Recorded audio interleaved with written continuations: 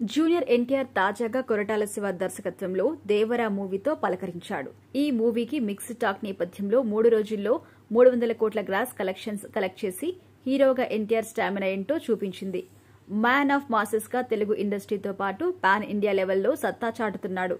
ఇక 2009 ఎన్నికల సందర్భంగా తెలుగుదేశం పార్టీ తరపున ప్రచారం చేసి సంచలనం రేపారు. ఆ తర్వాత జరిగిన రోడ్డు ప్రమాదంలో ఎన్టీఆర్ తీవ్రంగా గాయపడ్డారు. ఆ తర్వాత పాలిటిక్స్ ను పక్కన పెట్టి పూర్తి స్థాయిలో సినిమాలపైనే తన దృష్టిని కేంద్రీకరించాడు. దేవరా సక్సెస్ నేపథ్యంలో ఎన్టీఆర్ మరోసారి రాజకీయాలపై స్పందించారు. రాజకీయాలు కాదు, నటనే తన తొలి ఆప్షన్ అని చెప్పారు. తొలి నుంచి నటుని కావాలని అనుకున్నానని ఒక ఇంటర్వ్యూలో జూనియర్ క్లారిటీ ఇచ్చారు. 17 ఏళ్ల వయసులో ఫస్ట్ మూవీ చేశాను అన్నారు. అప్పటి నుంచి నటనపైనే ఫోకస్ చేశాను అన్నారు. ఓట్ల సంగతి పక్కన పెడితే తన కోసం లక్షలాది మంది టికెట్లు కొంటున్నారని చెప్పారు. ఇంతమంది ప్రజల్ని కలుస్తున్నందుకు నటుడిగా తనకు ఆనందంగా ఉందన్నారు తారక్. ఎన్టీఆర్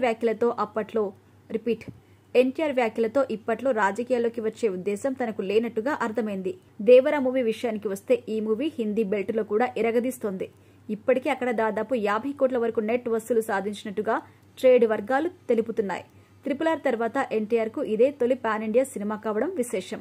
ఈ సినిమాతో ఎన్టీఆర్ పాన్ ఇండియా స్టార్ గా కూడా ప్రూవ్ చేసుకున్నాడు. ఇప్పటికే తెలుగుతో పాటు హిందీలో, కన్నడలో ఈ మూవీ ఇరగదీస్తోంది. తమిళం, మలయాళంలో కూడా పుంజుకుంటుంది. మొత్తంగా దేవరా సక్సెస్ తో రాజమౌళితో సినిమా చేసిన హీరో ఆ తర్వాత ఫ్లాప్ అందుకుంటారు అనే సెంటిమెంట్ కి ఎన్టీఆర్ బ్రేక్లు వేశాడనే చెప్పక తప్పదు.